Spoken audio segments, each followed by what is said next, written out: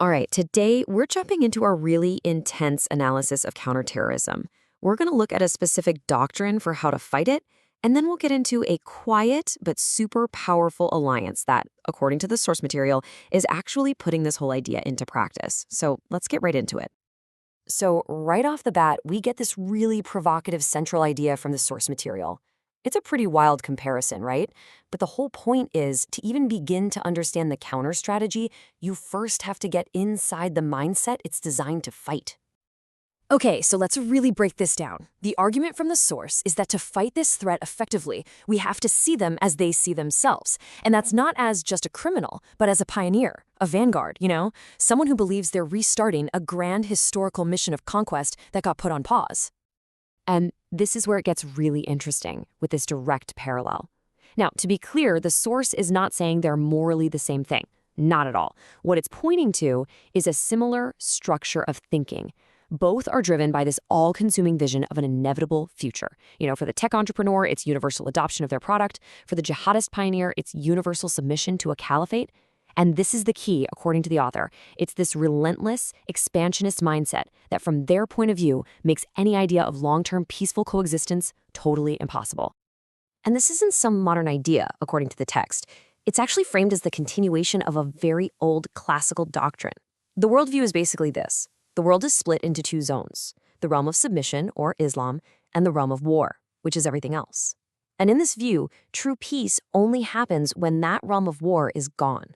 Any period of coexistence, that's just seen as a temporary ceasefire, a pause in the fight. Okay, so if the goal isn't peaceful coexistence, but total universal expansion, what does that do to all our normal ways of preventing conflict? Well, this is exactly where the whole idea of deterrence just starts to fall apart. And this is the fundamental challenge the author lays out. I mean, think about it. Deterrence is simple, right? You make the price of attacking you so high, your enemy says, nope, not worth it. But what do? What happens when your enemy is playing a completely different game, with a totally different way of calculating what's a cost and what's a reward? And this quote, wow, it just perfectly sums up the author's point. The text argues, this isn't just tough talk. It's a statement of doctrine. When martyrdom is viewed as the ultimate prize, a one-way ticket to paradise, then threatening someone with death, well, it loses its sting, doesn't it? It's no longer a deterrent. And just like that, the entire foundation of our conventional security strategy, it just collapses. So, with deterrence off the table, what's the response?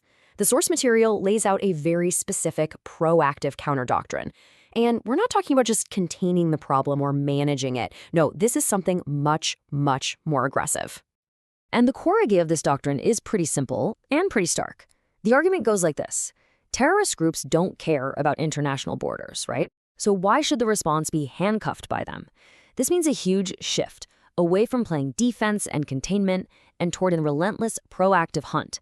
The strategy is all about taking the fight directly to the enemy, wherever they are, dismantling their networks, destroying their safe havens, before they ever get a chance to strike. All right, so let's take this out of theory and into the real world. How does this doctrine of relentless pursuit actually look in practice? Well, the source points to one key example, the security partnership between India and Israel. This is presented as the doctrine of relentlessness in action, an alliance that was really forged in the shadows and hardened by the very real threats they both face. And you can see from this timeline, this relationship was never just some diplomatic handshake. It was built on real operational trust, forged in the fire of intense crises. Events like the Kargil War and the horrific Mumbai attacks, these were absolute turning points.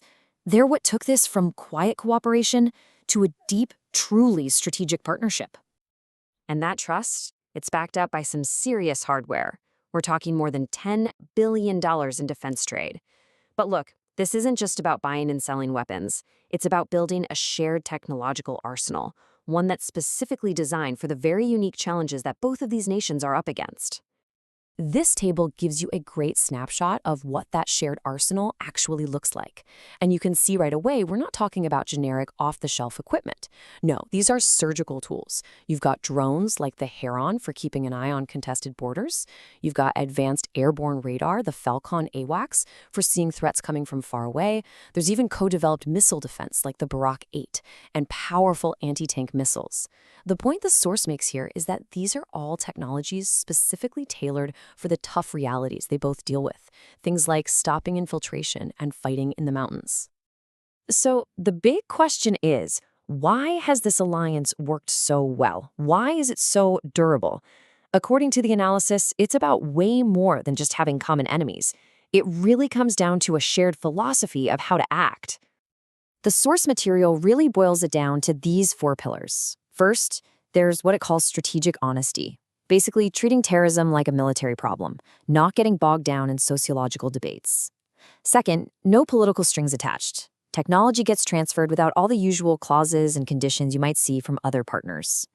And of course, the big ones, they both face very similar kinds of threats. And because of that, they've both landed on a very similar proactive doctrine. And this really brings us full circle, right back to that core idea. This shared philosophy is what the source presents as the real engine driving this whole partnership. It's a mutual understanding that when you're up against an enemy who completely ignores the rules of the game, well, sticking to those same rules can actually put you at a huge disadvantage. So, here's the main takeaway. This partnership is described as being fundamentally forward-looking. It's not just about dealing with the threats we see today.